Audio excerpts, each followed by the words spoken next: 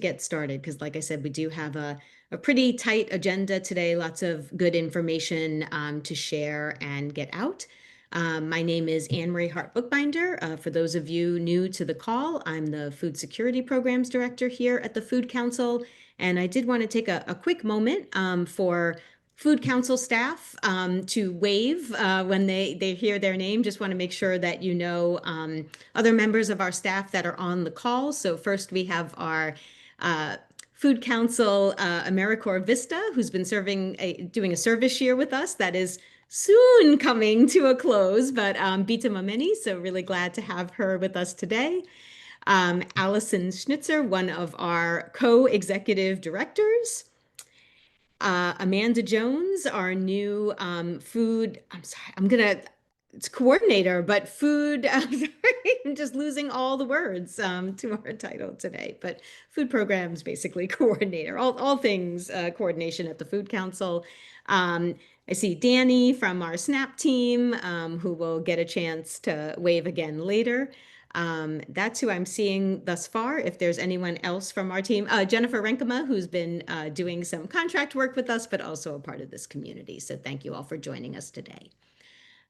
With that being said, I am going to turn things over to Allison from our SNAP team to take us into the first part of our agenda, and we will share the agenda in the chat as well. So good to see you all. Hi, good afternoon, everyone. As Anne-Marie said, my name is Allison Schnitzer. I am co-executive director of the Food Council now, previously and still over our SNAP outreach program. I think everyone has heard, obviously, the update on the federal budget bill that was passed and signed into law last week. It's not good. There's a lot of cuts to SNAP and Medicaid that are going to really impact the food security of our residents here in Montgomery County. I think the good news is that we do have such a strong community here of food assistance providers and community-based organizations that assist with connecting residents with nutrition benefits. So we wanted to make sure to use some time on this call today to highlight the 6 community-based organizations that are now funded through the Montgomery County Office of Food Systems Resilience to help better connect the food assistance providers with those services to just make sure that every resident in our county is signed up for any benefit that they are still eligible for, and just have a holistic approach to food security for our residents. So I think with that we can just kind of go through the services that all of the different organizations provide. So I don't know if we want to launch the slide. Thanks, Bita.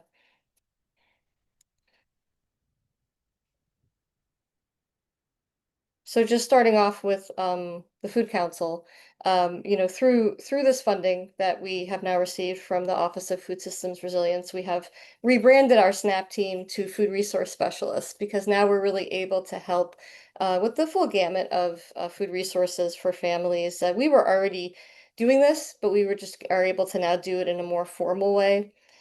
So the Food Council, we can help obviously with SNAP applications, but we also now do Sunbucks applications as well as school meal applications, which is what the FARMS application is.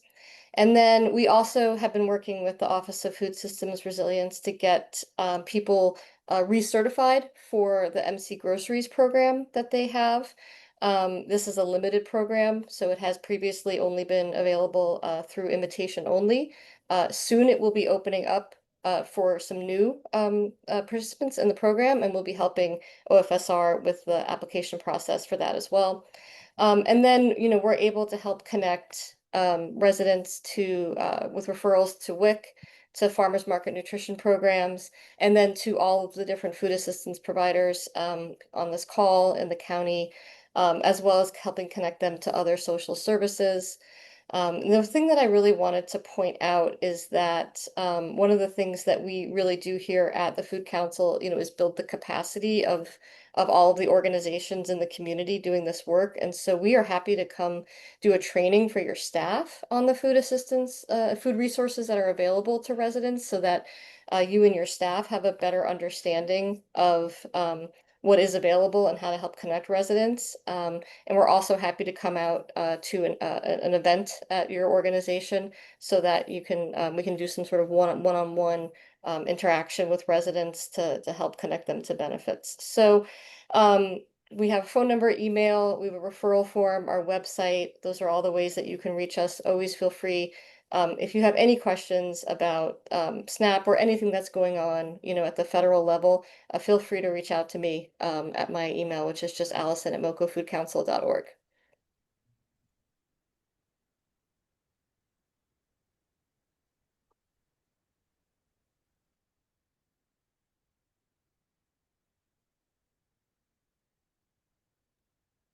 I'm sorry. And Griselle, if you could Sure.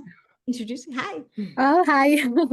Hello, everyone. I am Griselle Velez. I am the program supervisor for the case management program at Catholic Charities Archdiocese of Washington. We have our main office in Gaithersburg. However, we work at a different site. So I was informed by Anne Marie that I have to do a short presentation about how residents or referring agencies can reach out for SNAP benefit enrollment assistance. And the reason why I included pictures about my team is so you could have an idea of who they are. I'm sure you've seen them before. You're like, oh, so that's who they are. And at the same time, you can have an idea of different locations where we can assist the community. So yeah, we work at different sites in the hubs. We are assigned to 5 different hubs, and we also work we have another program that we can also assist SNAP recipients at the whole entire state of Maryland. Um, thank you. So, in order for you to reach out, one of our case managers slash CBOs, you may reach out to us. It depends. And the reason why I have 2 QR code here is because we have 2 different programs. So one program is only for the hubs. And if you can see here on your left-hand side, the QR code, it shows it's pointing at the hub. If you know anyone that they go to the hubs, you can provide them the QR code information. But also Anne Marie has some flyers that she will be distributing them after the meeting. So you can also reach out to our number. We also have this main number here, the 202 number, 750-4775. If for some reason you cannot just be able to scan the QR code, and it's someone related to that they go to the hubs, you can reach out to me and I can direct you to the right case manager. And on your right hand side, you see another QR code. And that is, for example, if you are in Prince George's County, if you are in another county, if you are not at the hub, such as the school, we get a lot of referrals for the schools. We also have different parishes that they reach out to us. This is the QR code that you can provide them. And usually, on the QR code, it asks the client what kind of services they're asking for. And this is how we reach out to the client. And same thing, if for some reason you're having some issues that you cannot work with the QR code, feel free to just call the same number, and that will be me, and I will be directing you to the right case manager. And this is my information, my email information, but I also have Alejandra Merchan. She is our SNAP CBO coordinator here. This is her number, the 202-717-8519. And Alejandra is the one that whenever the case manager, the CBO, they have any issues regarding their SNAP benefits, she's the one that the case manager will speak to, and she'll be able to assist them directly through the MD Think platform and all that. Um, Anything else? Do I have any other slide coming in? I guess that's it. Yep, and that's all. Thank you. Thanks so much, Griselle. Sorry, we have a lot to cover today, but thank you for I know. joining us. I'll turn things over now to Sean. Hello, everyone. Good afternoon. Thank you for allowing us this time. Shout out to Montgomery County Food Council as always. I'll be quick and brief. We are a nonprofit established in 2017. Our mission is to bridge gaps and create workable solutions toward health equity. We recognize that a lot of people have inherent challenges and obstacles and differences that are going to make it hard to live their best healthy lives. So with that being said, we offer a litany of different services. Our biggest funder is SNAP. So we also do SNAP. We have, I want to say, 8 different languages on our staff that can do these applications for SNAP. As well, in the same Maryland benefits application, we can do the utility assistance application, we can do the rental assistance, we can do cash assistance. There's maybe one more that I'm missing. But we partner with a lot of library system, well, obviously Montgomery County Library System, also Prince George's County, but rec centers, community schools, food pantries, FQHCs, those federally qualified health centers, barbers and braiders, faith-based organizations, etc. We typically table at these locations maybe once or twice a month, respectively, each of them. And that's how we kind of reach our clients because we know that's where they feel safe. Our appointment options are either in person at our main office or over the phone. We do a ton of phone appointments, or if somebody doesn't have transportation, we can meet them at a local library as long as it's not, 80 miles away. With 10 certified Maryland benefits counselors, different languages, we can accommodate a lot of those limited English speakers populations. We also do the Medicaid enrollments via MD Health, Maryland Health Connection. So if somebody's eligible for Medicaid, we can sign them up for an account. We can apply. If they're eligible for a private plan, maybe with financial assistance, we can set them up with an insurance broker an expert that can speak their language and really guide them the right way. Some other things that we do is referrals to food pantries. Shout out to Manna Food Center, it's a longtime partner. Other FQHCs just for healthcare coordination services. We will also have some upcoming grants that are related to nutrition education and kidney health coaching. This is all related to food, and food is medicine. So we'll be offering those classes as well in different languages. We have English classes coming up. One of our biggest things is employment training and assistance. So we offer technology training classes. So Microsoft certifications for free, CompTIA, cybersecurity, IT fundamentals, those kind of things. We partner with some certified organizations to offer these free trainings. And yeah, we're really here as a resource navigator. 2 quick things before I go is the True Comfort initiative that we have in our main office, free women's products, so hygienic products, pads, tampons, bras, underwears, etc. Families can pick up once per month for free. And then we also started a partnership with some local Panera breads. So we have a ton of bagels, pastries, and bread that we can give out to families once per week. It's a lot of good stuff in there, and then some miscellaneous items as well. So if anybody wants to reach out to us, our main office line is 301-525-8807. Somebody should pick up. If not, just leave a message. We'll get right back to you really shortly. And then if email would be info@ce-cg.org. I'll also put my email in the chat if anybody has any questions. I'm the manager here. And if you guys want to refer folks over, just shoot me an email, or people can call our main line, and I'll make sure that somebody who speaks their language will get in touch to that person. Thank you. Thanks, Sean. Okay. And I believe I saw a few folks from MANA on the call. There you are, Mari. Hi. Oh, I think you're still muted. Me now? Yep, perfect. Oh, great. Hi everyone. Thanks again for having us and making the space to share about our programming. Apologies for the slide. I think got a little messed up when I like converted it to PowerPoint. I'm realizing now. But just want to give a quick overview over how we can partner with you all to support your communities with food assistance enrollment. And so the primary way that we work with folks is through direct application assistance. Our SNAP outreach coordinators can work in English, Spanish, Amharic, French, and Portuguese.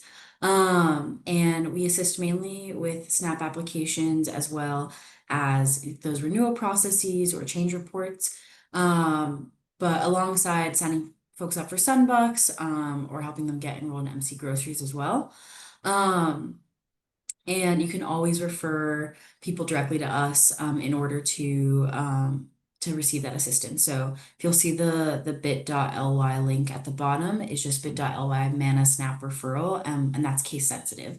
And I'll just take you to a form where you can enter in your client information and we'll be able to just give them a call directly. Another way that we can partner with you all is similar to what Allison was sharing before from the Food Council is we do those sort of like eligibility and pre-screening trainings for organizational staff. So that can give your staff a better idea of when to refer families out to us for services and how to best get in touch with us. We also will do information sessions for applicants themselves. If you are working with a group of families that maybe there's a lot of stigma associated with SNAP or misinformation that we all know gets thrown about these programs. We will go straight to your community and just kind of do an overview of the program itself and what the process looks like, and go over any questions or concerns that you might have. And I actually really like coupling that with like application clinic. So come on site with a scanner with a few coordinators and with that same group of people who might be a little bit hesitant, work with them to get those applications in before they sort of drop off. It's another way to get involved with us. Oh, if you just go back, thank you. And finally, we are always happy to share resources at outreach events. And so if you have any kind of resource fair or community event where folks are really looking to get connected to services that could benefit them, we would be happy to come out. And so, yeah, if you email me at that address in the bottom left or bottom right, mariana@manafood.org, we can definitely coordinate that. But yeah, that's just a quick overview of everything. Thank you. Thanks so much, Mari. And I believe next is Maryland Hunger Solutions. Yep. And LaMonica. Good afternoon, everyone. I did update the slide, so the front page is a little bit different. My name is LaMonica Jones. I'm the director of Maryland Hunger Solutions. Before I get started, I want to introduce our new SNAP program outreach associate, our senior outreach associate, Claudette Miranda. And so Claudette will be the primary first person that will be front-facing for a lot of our SNAP outreach work. And so this is Claudette's second week with us. So I just decided to take this on so that she can get accustomed to our work in Maryland, in Montgomery County, as well as across the state. So with that being said, Maryland Hunger Solutions, we are one of 3 state initiatives of the Food Research and Action Center, more commonly known as FRAC. But our work here in Maryland is statewide. And so can maybe click over to the next slide, I think. But our work is statewide. And so we work on a various number of areas, including SNAP outreach. So with outreach and advocacy being one of them, we are one of the few organizations across the state that actually does not touch food, but we do everything that is connected to food. So a heavy part of that is our outreach and advocacy. It is maximizing participation in all of our federal programs. So in addition to SNAP, we also do a lot of work with school meals, as well as with our programs that are supporting our, as I call them, our littlest eaters. In addition to that, we do quite a bit of policy work, which a lot of folks are familiar with us on. But specifically for SNAP outreach, we are a statewide organization. So we do Our work does touch statewide, with a lot of our primary areas being Baltimore City, Montgomery County, PG County, as well as Eastern Shore, but we are able to assist everyone statewide. There's a couple of ways that we do this. Of course, connecting our clients directly to applying online via marylandbenefits.gov, or MD Think as it was previously known. Also connecting folks with a local DSS office for those that do prefer to go in person to address any of the application questions or challenges that they're experiencing. We also do have a SNAP hotline, which is noted here. And so we do receive quite a bit of calls, and we do have an entire SNAP team that will field those calls based off of the requests that that come through. We do have staff. Claudette is fully fluent in Spanish. So we do have 2 Spanish speakers that are on staff now. And so we are able to support our clients that do speak Spanish. And for those that would prefer, SNAP outreach can be, if anyone is seeking assistance, they can reach out to us for assistance via email, which are snapoutreach@Maryland Hunger Solutions, or our general inbox for all other questions, info@marylandhungersolutions.org. Like I said, we are a statewide outreach partner with DHS, so we can assist with the recertification, the redetermination, with the MBR process, as well as anything else in between there. And because we do not directly distribute food or touch food, what we do quite a bit is that we are able to connect the clients that do reach out to us with other services that are available. So really glad that a lot of the partners that do distribute food, Manna being one of them, but those partners that do directly distribute food, we're able to connect a lot of our clients to them, so that we have this well-rounded, comprehensive way to connect with our communities. We're also considered a lot of a thought leader in this space, and a policy leader in this space. So one thing that's really important for us in the way that we execute our work is we need to hear from our SNAP clients what they're experiencing. So a lot of that comes in the form of, again, a lot of other partners have shared being able to be present at outreach events. So if there's tabling events that are across the state or in your particular areas, we'd be happy to schedule that in and for us to attend to do any additional SNAP outreach. But also, if there's information that you all are hearing from your SNAP clients, we do lead a CBO advocates group once a month, which follows a DHS statewide CBO group, a benefits application group, benefits assistance group.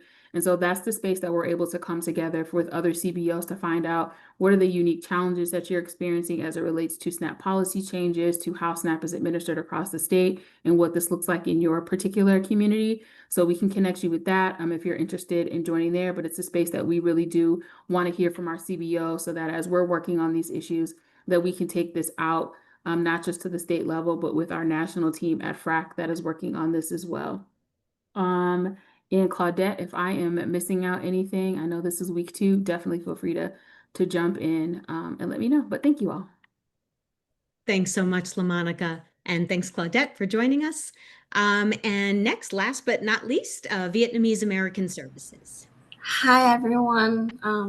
My name is An Nguyen. I'm the Deputy Director at Vietnamese American Services. And I'm here today with one of my colleagues, Project Officers, Mr. Long. And I too can't stand the heat. Oh. Sorry, you Hello? should be good. Sorry. Oh, okay. So we are a nonprofit organization that support older adults, low-income families, and other underserved individuals in our community. As you can see, we have a lot of programs, but one of our main focuses is on food access through SNAP and community food distribution. So yeah, you can go on to the next slide, please. Thank you. Many of the people we serve are underserved, that are eligible for this for SNAP but aren't enrolled. That's where we come in. We provide support in Vietnamese and help them through the entire process.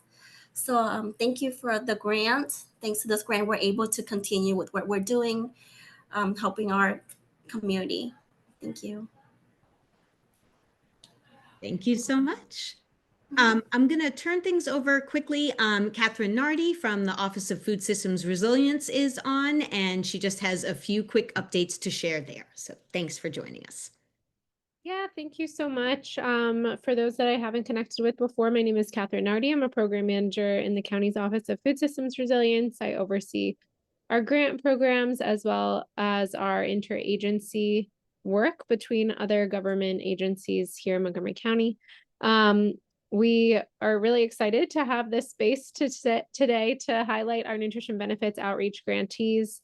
Thanks to all of you for being on here. And as each of the grantees mentioned, our hope is that there are referrals between community-based food assistance providers that are doing the direct food assistance work and these organizations that may not be providing direct food to clients, but are able to support with nutrition benefits program enrollment. So certainly I hope you all can take advantage of the contacts and relationships that are in the room here today to connect your clients with supports that they may be eligible for. I also just wanted to quickly note that today is the last day to submit applications for our school-based food assistance grant program for organizations that have a performance history of at least 1 year serving at a Montgomery County Public Schools site. That application will close later today. So if you are interested and have been working on an application, make sure you click that submit button. We will not be able to accept applications after the deadline later today. And if you are interested in and involved in food recovery work, there will be another grant opportunity coming out hopefully later this week related to food recovery coordination. There will be some eligibility criteria that your organization will have to meet for that as well. You'll see in the notice of funding opportunity as soon as that goes live. Just a couple other quick notes on the grants front. We will be launching the next round of our community food assistance grant program later this month, ideally, to give folks a couple weeks for the application period and ensure that grant agreements are in place no later than October 31st, 2025, which is the last date of the performance period for the current round of community food assistance grants. So keep an eye out for that. Encourage you to sign up for the Office of Grants Management newsletter if you're not already signed up for it so that you get information as soon as these grant programs are launched.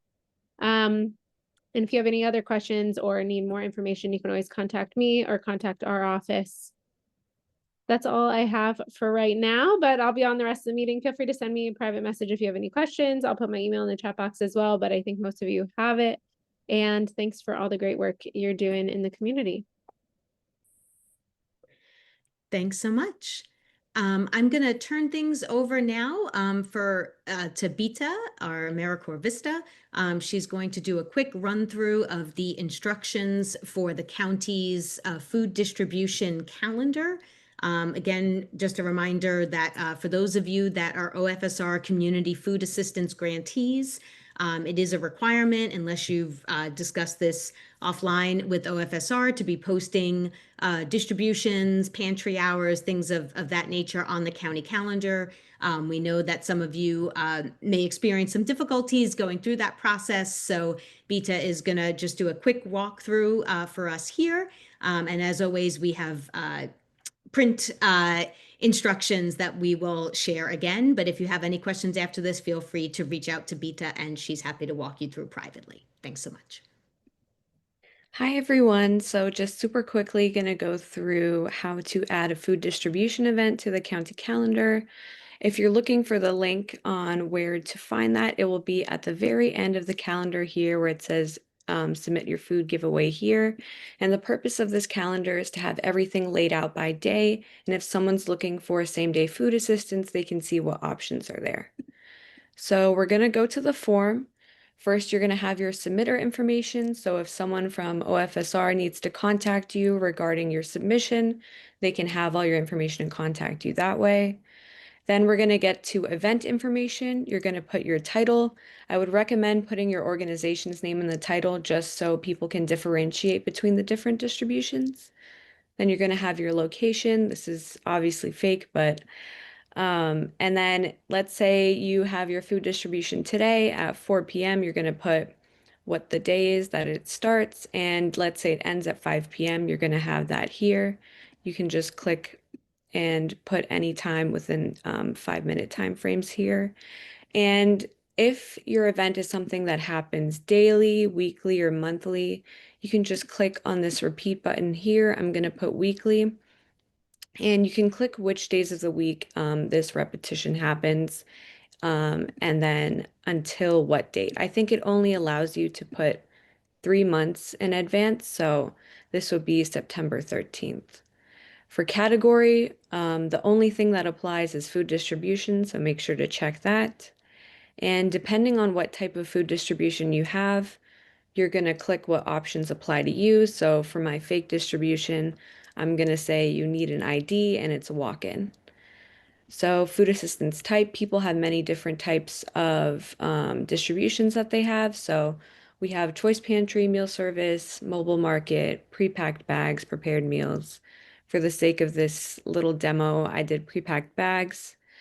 And the age section, I would say, is mainly for differentiating if a service is for seniors or is for children. And so my distribution is for everyone, so you can just click everything. And then for the area, you can just click which areas apply to you. If it's all of the areas in Montgomery County, make sure to click all of them. And then this is where the contact info is going to be available to the public. So you want to put the public-facing email and phone number, as well as the name, and the cost free usually. And if you have a website link that has probably more recent or updated information or anything that people would need to know, you can put that there, and any description that you need to add. So I just have like a fake parking. So once you've put in all this information, you can click the next button. Oh, let's see. Next. And you're going to get an overview of all of the information you put in before you submit for approval. If everything looks correct, you can go ahead and press submit, but if not, you can just go back. So pretty simple. If you have any questions, we're going to send out the OFSR email for you to contact. So yeah, thank you guys.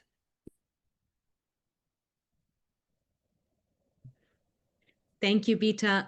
Catherine, I see a few questions in the chat that you may want to respond to individually. I think there were, I think some of the providers, because of the nature of their distributions, actually do not need to post to the calendar, but they are featured elsewhere on the OFSR food page itself.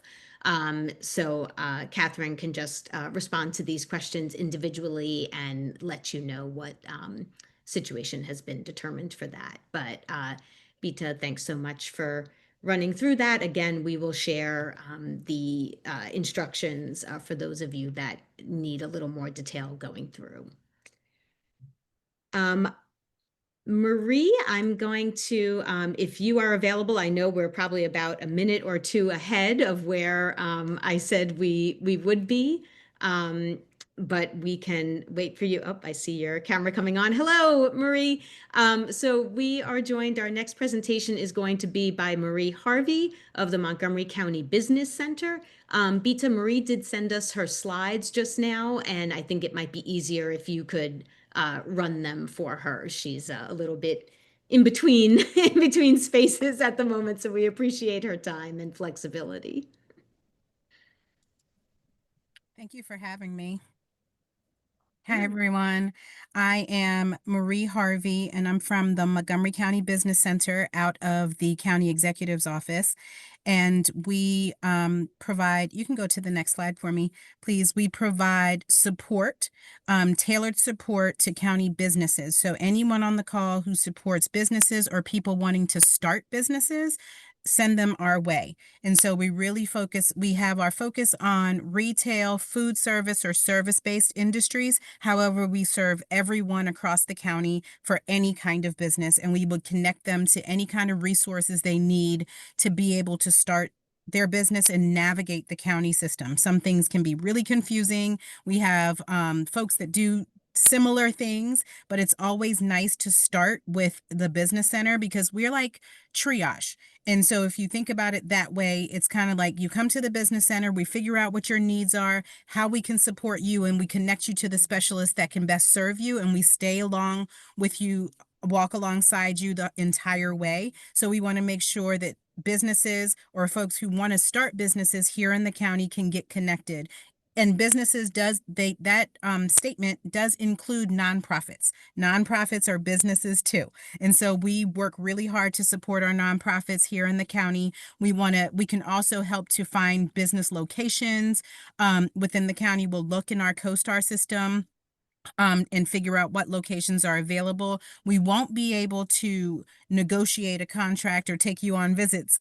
You'll still have to work with your realtor for that. But we can let you know what locations are available. You can go to the next slide and I can talk about some funding opportunities coming up. So within the business center, we have innovation centers, we have the business support, and then we have admin and funding. And so the innovation centers, we have 3 innovation centers, incubators. You might also hear that term used. We have an incubator in Silver Spring, one in Germantown, and one in Rockville. And we are looking to get another one in Rockville coming up. And so it's just a space for folks who are coming from home and wanting a space and need a little bit more support. So it's that transition space with a little bit more support that we can provide. And then we have the business support team, which is the small business navigator, and then also the business liaisons, which I'm a liaison. And the navigator works similarly to the business liaisons, but we also take representation from the business and take things up to council to try to make change for business support. And then the liaisons, we cover the entire county, as I mentioned, providing business support either through preemptive outreach, where we'll go out, meet with businesses, let them know that we exist, because we've really only been out for like 2 years or so. So many businesses don't know we're around, but we have a lot of information and resources for businesses. And then we also provide assistance. And so some folks might write on our website, I need help with this, or I have a tax question, or whatever it is. We don't know the answer until you ask us the question. And so the county says there's no wrong door. So we want to be here to support any question you may have. We'll help you find the answer. And then we have the admin and funding, where we oversee different contracts with our business resource partners that support business as well. Thank you. So some of our business resource partners are on the screen right now. We also partner with the Maryland, all of a sudden went blank. Well, all of these partners right here, but MEDC, the Economic Development Center. So we work closely with them as well and support all of these other programs that provide funding and resources for local businesses. Some of the loan programs we have microloan programs. So many times we have businesses, nonprofits included, that are looking for startup funds or just business or money to support their business.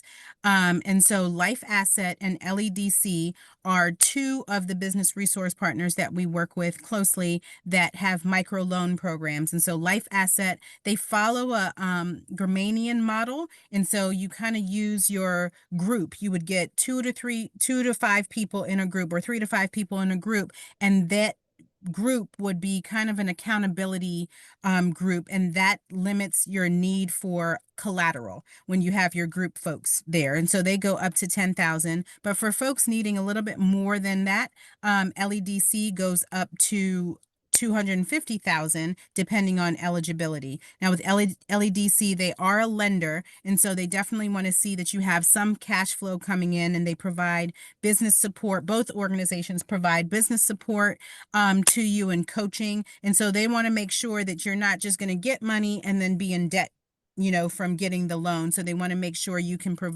start paying that loan back when necessary. So those are 2 of the microloan programs.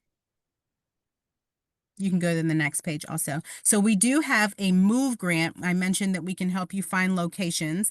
There's a MOVE grant, Montgomery County MOVE grant, and there's also a READY, which is Rockville MOVE grant. And so in a nutshell, we are celebrating businesses starting here in Montgomery County and leasing space in Montgomery County. And so the program was recently expanded to include expansions. And so that means when you sign your first commercial lease in the county, or if you're expanding within the county or of at least 500 square feet, there is funds to support your move. And so you have to be in good standing with the county or with the state. Minimum of 36-month lease agreement, and then you also have to apply for the program within 180 days of signing your lease. And so that, even if you're under construction, when you sign the lease, turn in the application, we'll wait to get other documents that are required, like your utility bill or something like that. We'll wait on the site visit, but we really would need to get that application in. You can go to the next screen for me. So this is information I mentioned. You can go to the next one because I think I have the chart. So the grants are up to $150,000. And so it depends on the square footage. So anything from lower than 7,500 square feet would get $8 a square foot. Above 7,501 to 10,000 would get $10 a square foot. I might have the chart. Can you go to the next screen? There it is. Thank you. $8 a square foot, $12 a square foot, $12.50. And if you're in a strategic industry like labs or something like that, that's $15 a square foot. So again, we're supporting any business coming. There are restrictions though. So I take away that any, there are restrictions, and that's for restaurant, retail, insurance industries, those are excluded from this. However, the Rockville Move program, if you're in the city of Rockville, they would provide $4 a square foot, and that does include retail, and that does include restaurants. Can you just go to the next one? There are, you can go to the next one, other grant programs in the county. The Jobs Creation Program, that was a $10 million appropriation. And so if you are hiring folks in the county, which is really good, there's money to support those creating jobs here in the county. And that also includes nonprofits. You can go to the next slide. We also have the Founders Equity Fund, and that was a $3 million appropriation. That's for growth industries and investing here in Montgomery County. And so early stage, growth stage companies can apply for these types of programs. You can skip because I just talked about those. Innovation centers. Yep. And here's our information right here. So if you want to get in touch with, I can add my email address to the chat, but if you want to get in touch with us, the Business Center email is the right way to go. You can click on the QR code. It takes you directly to the Business Center info sheet, and it comes directly to us. We get back to everyone within 2 business days with, have an appointment, whether it's virtually, face-to-face, whatever is most convenient for you. But it's easier because it'll get to any one of us and not just me. So we want to make sure that because it gets spread around throughout the team. We have focus areas in the county. And so my focus area, while we serve the entire county, my focus area is East County. We have a representative that focuses on and supports Silver Spring, someone that focuses and supports Mid-County Regional Center or regional area, Bethesda. And so we're all over the county with those focus areas. However, we serve everyone. Any questions? Maria, I think you just answered the one that was in the chat from Pat, who wanted to know if you were going to open a business center in the East County, but it sounds like you are already the person to connect with on that. I am. So we also, in the county, we have regional centers. Take off that E. I accidentally put that. We have regional centers in the county that cover the 5 different regions. And so East County Regional Center is, they support community as well as business. And I work really closely with the East County Regional Center. There's the Mid-County Regional Center, Bethesda Regional Center. There are different regional centers in the area that support specific areas. And we also, at the business center, our office is, I'm in my office right now. It's the car. Our office is located in Rockville. However, we're all over the county meeting with businesses where they are. We understand businesses are busy. And so we will meet you virtually. We'll meet you where you are. We don't expect you to come down to Rockville to meet with us. So I am the representative for East County. However, like I said, I support any business across the county. Any other questions for Marie? Oh, sorry, just seeing some. So Dana was just confirming that nonprofits are also able to apply for all of your programs? Absolutely. Yes. Nonprofits are businesses too. So we support nonprofits depending on what your need is. And so you give us a call and you can give me a call directly. We will meet with you to figure out what your business ideas are, your needs are, and then we'll figure out a way to tailor it to what your needs are. So how we can connect you to LEDC or Life Asset or EDC, whatever it is, or provide some of that coaching for your business. It really just depends on what your needs are. We won't know until we have a conversation. But we can, all of the applications for the grant programs, that kind of thing, yes, nonprofits are eligible for those as well. Any other questions? I'm just going to take 1 second, give people another minute to soak that in, but I did want to share because I apologize for the lack of a preamble into Marie's introduction. We just thought that this, since we were going to be spending some time talking today about finding physical space for your organizations and your programs, and we're going to have a great panel discussion following this of providers who have already been through this recently and to kind of share their words of wisdom, their lessons learned. But we thought it was really important to connect with Marie and the Business Center's office first, just to give you a sense of some of the resources that are already out there, at the county government level to assist in this process. And I think in our discussion, we're probably going to identify a number more. Marie mentioned the regional service centers playing a role in this. And I think hopefully our panelists later will kind of share who they spoke with as well. And we will collect all of that information and share it out to you like we do after the call. So lots of resources to help in this effort. I'm just going to check the chat again. I don't see any questions. But again, if you think of any later, we're happy to send them on to Marie. And Marie, thank you so much for joining us today. And you're welcome to stay as long as you are able to hear some of this. Thank you so much. Before we move into our panel discussion, Bita is going to share a brief poll. And what we're trying to do is just get a sense of the folks on the call, which of you have space for your programming, which of you are actively seeking space, the types of space that you have available currently, or what you might be seeking. So I'm gonna give everybody, because there are a number of options in some of those. What do you have? What are you seeking? That I want to make sure you have an opportunity to look at. So we're going to kind of stop talking for a minute or two and let you take a look at that and just get a sense of where folks are at on the call today.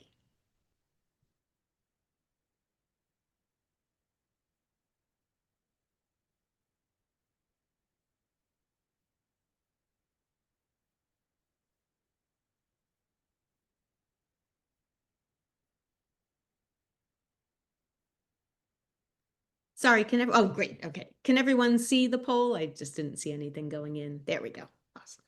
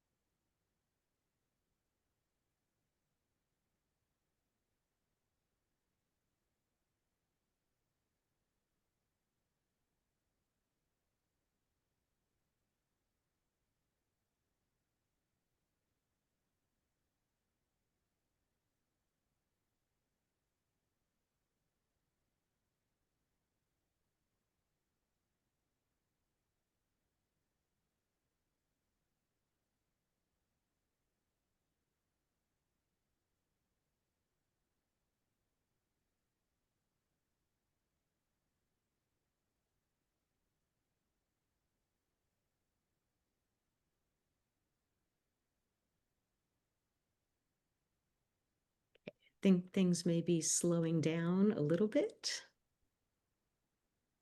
about 41. Okay, great. 41 responses. That's awesome. Thank you so much. So we'll give that just another minute, but in the meantime, for those of you who are done, I'm going to just start sharing some of the organizations that are joining us today to share about their experience in finding space in the county. So we have Stephanie from Yad Yehuda, and if you wouldn't mind, just a little wave so folks know who you are when they see you. I know that we also have Dunrick from EduCare Services. Hello, Dunrick, good to see you. I think Marko from the UpCounty Hub was going to join us, or someone else from their staff. Don't know if I see them, but we can come back to that if they do join us after. And last but not least, Megan Joe from So What Else? I don't know if oh, there's Marko. Wonderful. Okay. And I don't know about Megan or if there's someone else from So What Else, but if not, hopefully they'll be able to join us soon and we'll move along. We're going to end our poll now, 45 responses, so that is great. I think we're seeing a good mix here of situations. I'm just going to share these quickly for folks in terms of who owns their own space, who's renting space, using space free of charge, sharing space. We have about 8 providers. Oh, wonderful. Hi, Megan.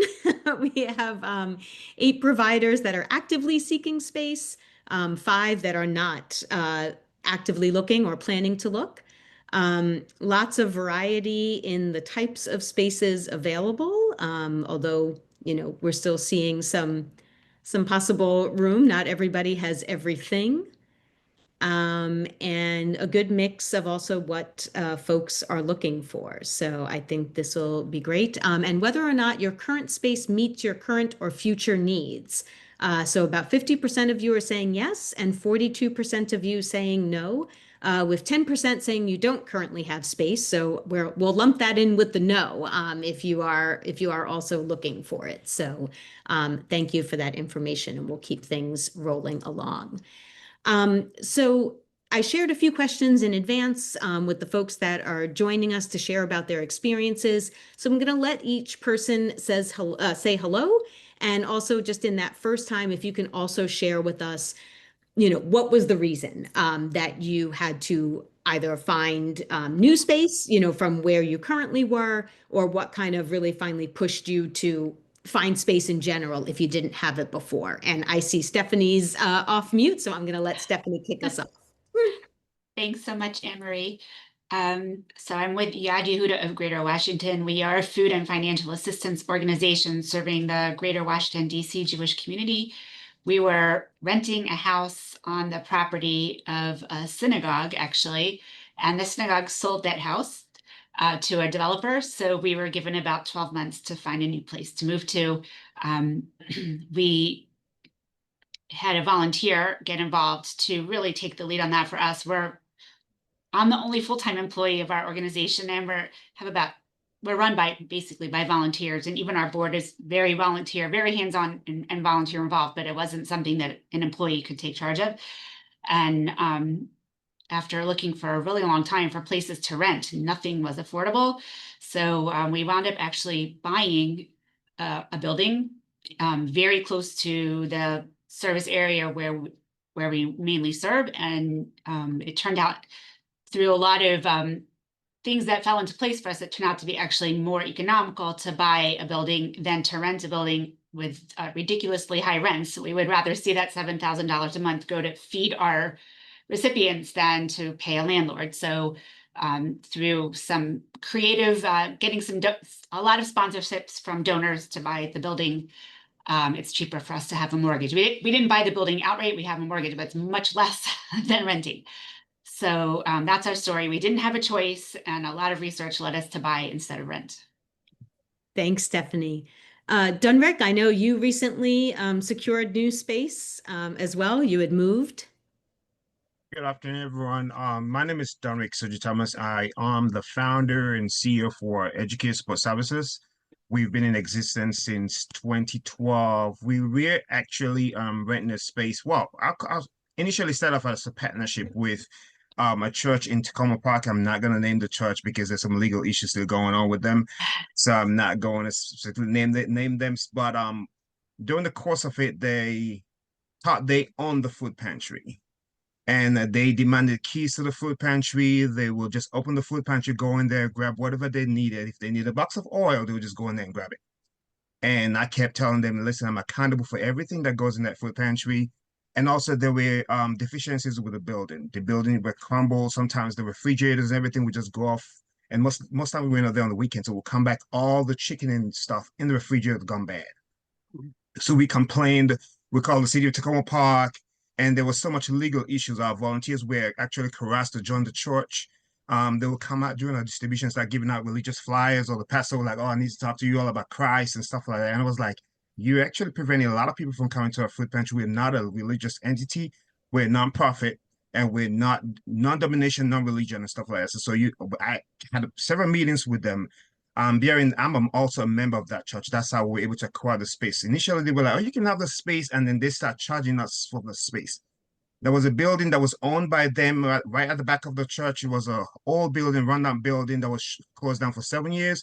We decided to renovate the building. Almost $38,000 was spent to renovate the building. They were like, yeah, just go ahead and do it. Renovate. You can use it for your office space, because we needed an office space where people can come during the week to pick up food versus coming to the church.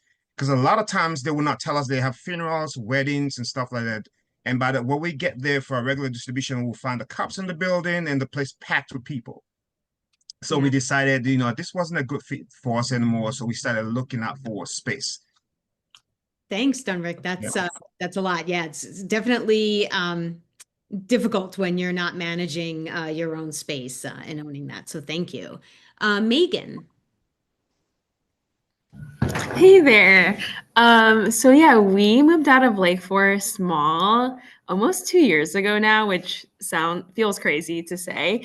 But we were there with a really cheap rent. It was only $500 a space, and we were renting 2 spaces for $1,000 total.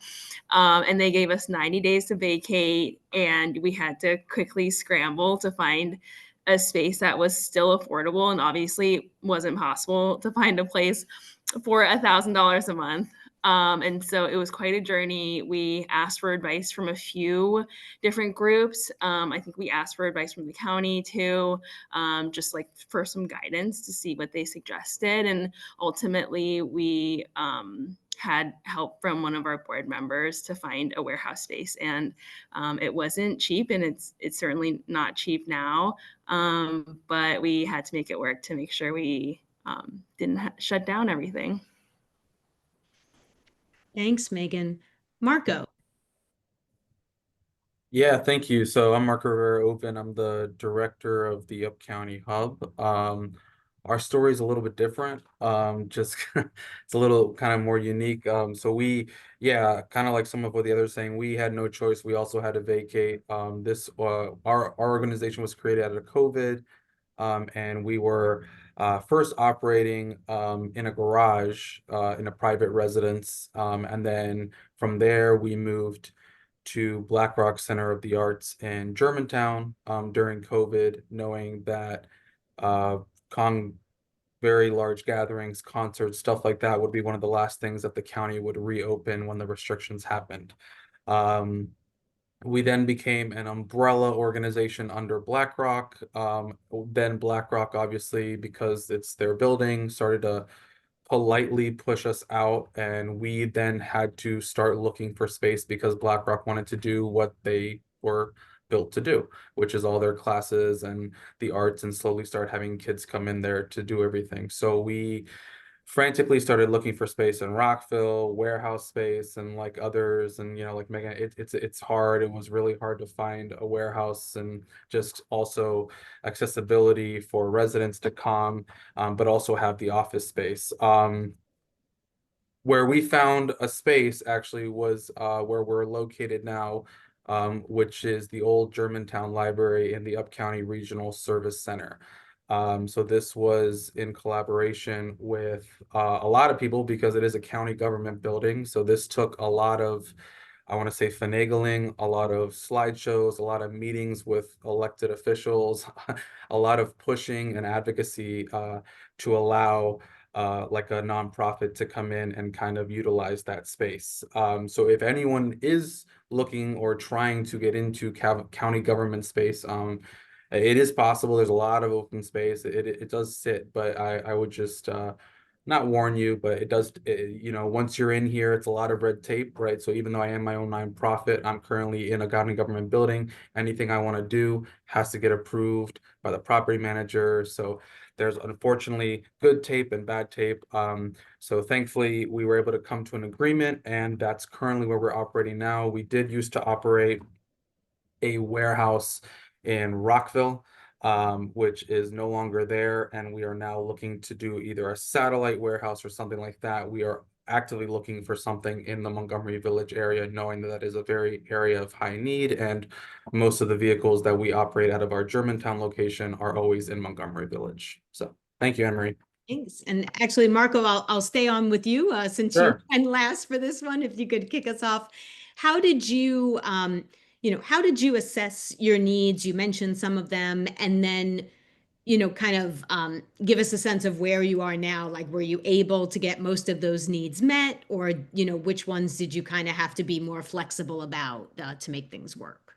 Oh, that's a tricky question. I didn't sign NDA. You can answer that however you like. Yeah, no. Yeah, so most of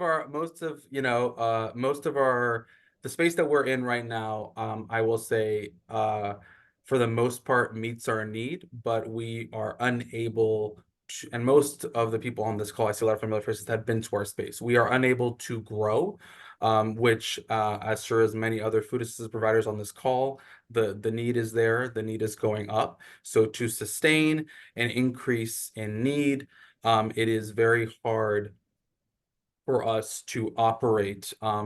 The way our space works is it is just one giant open space. So I'm currently in my office, but my office opens up to a large space that has food pallets, that has our pantry, that then you just keep walking and that's our loading dock. So there's not a lot, it's just one giant room basically. So we just have to basically, that room just effortlessly shifts around, and food comes in, food goes out, volunteers are kind of set off in a section. So it works for right now, but ideally, yeah, I mean, for us to grow, we need more space. I saw the answer for cold storage. I mean, cold storage is a huge thing. We obviously, because we are not allowed to have any large industrial size refrigerators inside, because we are in a government building. They were not going to okay that whole project to redo all the wiring and stuff like that. So we do have a 20-foot refrigerator outside, but nothing inside. So, we did a lot when we did a walkthrough here to try and anticipate our needs, to try and do as much as we could to design the space. But obviously, we didn't have a lot of say. They just basically was like, this is the space that you're going to get. Obviously, if it was a private area and something like that, you could design it yourself. Like maybe some other people that have their own space, you can kind of work with it. We kind of just like, you get what you get. You don't get upset. You have a space. The food is able to go in and out. So I'm not complaining. But if it were up to me, and obviously, we would love to be able to expand and to have a more welcoming space for our clients. We do have a social services division as well that does SNAP outreach in partnership with the Food Council and other organizations. So that privacy would be also helpful. We have a lot of clinics that come and use some of our offices as well for behavioral health, for therapy and stuff like that. So we would want that privacy instead of just having them walk through the large open space into an office, but still kind of separate the administrative section from the operations section. I hope that answered the question. I So. think that's a great Oh, answer. okay. So, Yeah. Thank you. Megan, how about you? Because obviously, so what else, you know, as a large food recoverer, you must have very unique needs compared to some other. Yeah, for sure. When we were at Lake Forest Mall, we didn't have a loading dock, and we were receiving some semi trucks of food towards the end. And so we realized, you know, at that time that we would be looking for a space with a loading dock. And we also, you know, were looking for a big. Oh, sorry, Megan, you're breaking up just a little bit. Oh, we may have. Because we realized that we were using 3 different. Oh shoot. Okay, hold on. Let me. You're back. You're back. Okay, hopefully that's better. Okay. And so yeah, we were looking for a space that was at least 10,000 square feet because that was the total square footage from all the 3 stores that we were using in the mall. And so yeah, and then the last thing that we were really looking for was a space with a decent sized parking lot because Lake Forest Mall, we really utilize that really large parking lot every single day. And so at our new space, it's quite a challenge because it's not as big. And we also impact a lot of the neighborhood, which we didn't realize how lucky we were when we were at the mall and not in anybody's, you know, personal space. So our new space now has a loading dock, luckily, has a decent sized parking lot, not as big as we'd like it to be, but does have that big open space for indoor dry storage. Thanks, Megan. Dunrick, what about you? Just like everyone have noted, our current space does not really fulfill the needs of our program, but we have no choice because we had to move our current location. One thing that we're happy about, we have our own space. We don't have anyone that have keys to the building that can come in at any time and stuff like that. We can do whatever we want. And also he has an ample packing space. The packing space, it's huge. But at times during the week, we're having difficulties. Like, for example, we expecting deliveries from Capillary Food Bank. Someone will have to go there like 6 o'clock in the morning, myself or one of the volunteers or part-time paid staff will have to get there early in the morning to put our cones just to prevent others from packing, because by the time you get by 8 o'clock, there will not be any parking space. And one thing that we don't have a cold storage unit, just like everyone. We wanted to have one within the space, but the property owner told us it's not possible because that might cause a lot of damage to their building, he said. And another thing that we don't have that we really need, it's a loading dock. Guess it takes a lot for if you have like 8 or 9 pallets just sitting outside in the driveway. That's a lot for us to bring those stuff in on a daily or weekly or monthly basis. So we definitely need we're looking for in the future. We just signed a 36-month list, so we're binded by that list. So in the future, that's something we'll be looking to. If we're gonna move to another location, we definitely gonna make sure we have a loading dock. Yeah. Thanks, Dunrick. Stephanie. Yeah. Thank you. So we were fortunate that we really did have a lot of time to kind of put together our list of requirements for space. I wouldn't say we hit everything on the list with our existing space. We also would love to have a loading dock. We don't have a loading dock. We don't have enough dry storage space. We do have a parking lot in which we were able to put an outdoor freezer that we do have enough cold storage space. One thing that we had the time to do was to actually visit other food pantries to get ideas and kind of learn best practices that we would want to incorporate when we were like thinking about our new space and what we would want to incorporate. I highly recommend doing that to anyone seeking new space. Specifically, we visited the Manna Food Pantry, the shopping site that they have, which we learned quite a few like organizational tips from. And we also visited the Howard County Food Bank, who also has interesting organizational tips and layout tips that we hadn't thought of. That was extremely helpful to us when we got into our space and we designed it. Our building was so old that we actually had to gut it and update all the electrical, update the pipes. But because we had to do that, we were really able to create the space the way that we wanted it to be. So I highly recommend that everybody take a tour, go visit your favorite food pantry. Anyone's welcome to stop by here anytime to get ideas, and you don't have to reinvent the wheel. Thanks, Stephanie. Megan, I know you mentioned your board and some other groups, but are there other folks that you and for all the panelists, like who else did you reach out to that you would recommend, that others in a similar situation, what worked really well for you? I think that's a really tough answer. I think even for the board member that it was challenging for him to find flex warehouse space, and flex warehouse, for people who don't know, is like warehouse space and office space in the same building. And so that is a really hot commodity in Montgomery County, apparently. And so finding space that was even available was difficult. And then finding something that was affordable was even more difficult. And so I think just finding somebody who works with locating spaces like that is probably your best bet. And yeah, sorry, that's my best answer for that. No apologies necessary. Any of our other panelists? I would say for EduCare, initially we got in contact with a realtor, and also we reached out to the city of Tacoma Park to see if there was any available resources that they have. And also we contacted them, just a shout out to city of Tacoma Park because they were very helpful. We also contact Department of DPI, Department of Planning and Permitting for Montgomery County, just to see what assistance in terms of zoning and stuff that we need in that terms of our new location. But it was very difficult getting looking for a commercial space. The one that we found, we had to pay 2 months security deposit, 1 month rent in advance because we're a nonprofit, because we don't have any collaterals and stuff like that. So they took advantage, and we just had to, the building was as it is, so we had to do all the painting and all the necessary major repairs that needed to be done. Pat, I see your hand up. Hello, everybody. Hope that you are doing well. A lot of good info.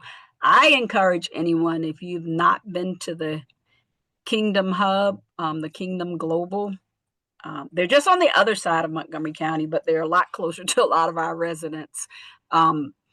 Their facility is amazing. And any of you that do Choice Pantry, take a look at the software they have. One of my grocery store partners says it's even better than what they have for tracking, so they can tell everything, what comes in, what goes out, what the clients are selecting, what they're not selecting. They also have space for wraparound services. It is my dream. But anybody out there, our biggest challenge has been, we want to stay in White Oak. We've had realtors throughout the years. We give the specific parameters for what we want, where we want, what we need. We also need a loading dock because it presents a lot of challenges, and some space to do a lot of the wraparound services too. But they always want to give us space in Prince George's, or they want to give us space in Rockville or Germantown, and that won't help me serve my residents over here, right? But we are looking diligently. We do share space in the church. We do have a MOU that says I'm supposed to pay them rent every month. I've not done it due to funding. Thank God for grace, right? And we're supposed to pay for all the copies and things that we do. And you know, of a lot of the information that we give out, we give out a ton of information, so lots of copies. So anybody knows of anything, I was just talking to someone, they said, hey, buy a residential property and build on it. It's a lot of challenges. And even with the cold storage unit, we've been working on that thing going into 4 years now. It's going to come to fruition finally. Probably won't be as early as I thought, but maybe September, mid-September, hopefully we'll be finished. But when you're on county property, there's a lot of things, and then a lot of permitting issues and concerns, and the departments not talking to each other, et cetera, and then changing and asking, because one of the things we had to do, we had to go back and get another, like the initial plans we gave them, they looked, everybody said, oh, it's great, it's wonderful, da, da, da, da. 2 years in, then they say, oh, no, these aren't the accurate kind of plans that we need. So then there's more cost you incur, right, to get it done. So definitely, you know, sharing information with each other and talking about the successes and the challenges are critical. critical, critical. And we are still looking. I definitely want something, but our heart is White Oak, or we want to be as close to White Oak as we can be. I said many offers and opportunities, and very affordable to go elsewhere, but we're stuck to White Oak and this area in the East County community, and that's where we want to stay, and that's the residents we want to serve. So any of you guys out there have some property or information about it, we do have a realtor working with us. Let us know. And one challenge here where we are, even with the church, is because it's triple net, right? So that means you pay all the utilities, everything that they pay, you know, their insurance is there, this, that, and the other, and it becomes overwhelming. So I think, I'm trying to remember who shared that when they bought theirs, it was a lot less to have a mortgage and pay their own. Sometimes it really, truly is. That's it. Thanks, Pat. Definitely adding to our list of site visits for the future, Kingdom Fellowship, and when the cold storage unit is up and running, I know many of us would love to come out and see that in action. So we'll keep sending good thoughts your way that moves along. Any of our other panelists, you know, kind of lessons learned, you know, folks that, again, that you would recommend reaching out to? I know I've gotten calls from various times, you know, from members of county government, you know, like Kate Chance, the Office of Faith-Based Liaison, you know, because sometimes a house of worship is looking for a new location. So that's someone who, you know, has reached out to me in the past. You know, I know sometimes people are interested in doing distributions at MCPS school sites. And those could be folks that maybe you've reached out to, but anyone else? And I'm sorry, while I kick that question off, I'm looking at the ones in the chat to see how we can best answer those. I would say just like a lesson, sorry. A lesson I learned was just like checking in with like the neighborhood around to make sure that it fits your needs. I know that for us, we're so close to the houses near the warehouse that, you know, we kind of bother them with our early morning distros. So just taking that into account when you're, you know, making plans. Thanks, Megan. Yeah. Yeah, I agree with that. You know, so we don't do a lot of food distribution, unfortunately, from our physical location, because we would bottleneck, if anyone knows where the regional service office is in Germantown, we would bottleneck this whole shopping center. So we do a lot of outside partnerships. We partner, like Anne Marie mentioned, with Montgomery County Public Schools. So we do a lot of satellite distributions at physical MCPS sites. So we do have the Choice Pantry and other programs available on site, but most of our food stops here as a drop off from the larger trucks and then goes into our own trucks and goes out to multiple satellite sites to distribute the food. The only other thing I would say is reach out to like other food assistance providers that have been doing this work for a really long time, best practices. Manna was super helpful when we created this organization. I'm really close with their director of operations and like logistics, and just other people in that organization.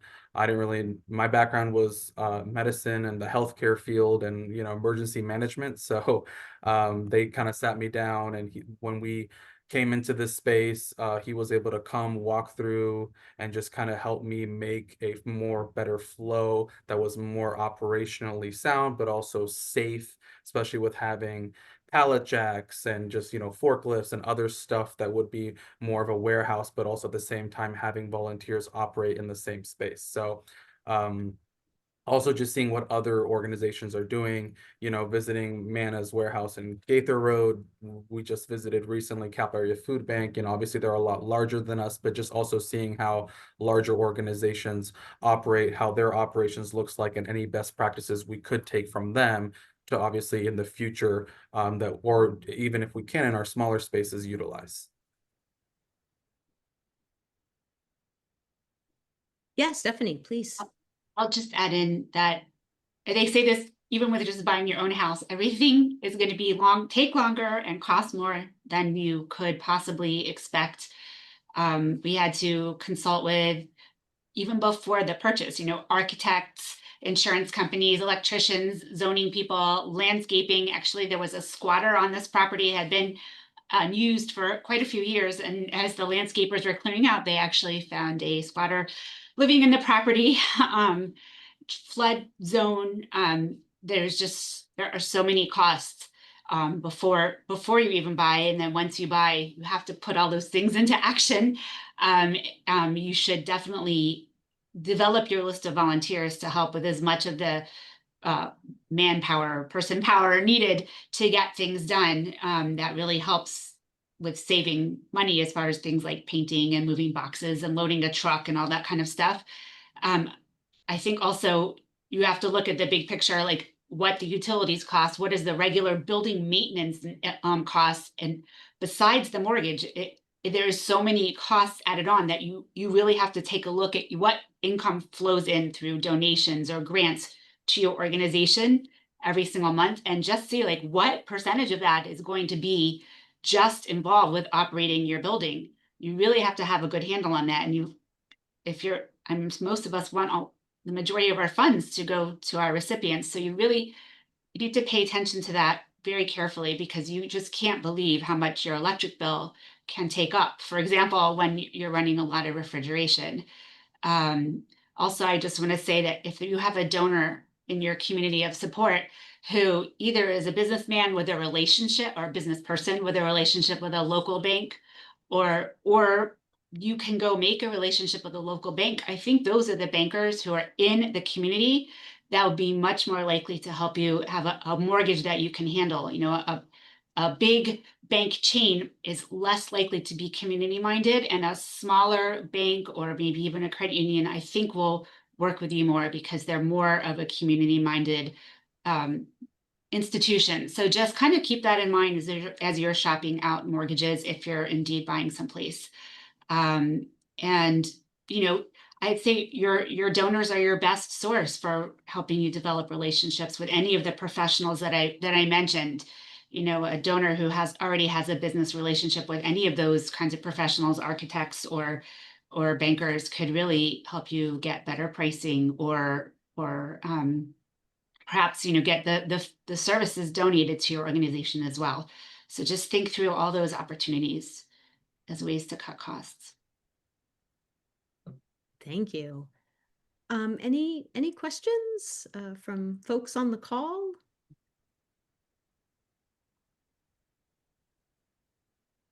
Yeah, if I can share, I'm with Paula Brooks, Gaithersburg Meals on Wheels, and we just moved 2 weeks ago. And of course, we don't have the storage space you all need, but we had worked out of a closet for over 40 years, so any space was going to be better. But we did have to think outside the box, and I think a lot of you have probably come into this too, where we thought, well, most Meals on Wheels historically have worked out of churches and other places of worship, and that just was a non-starter for us.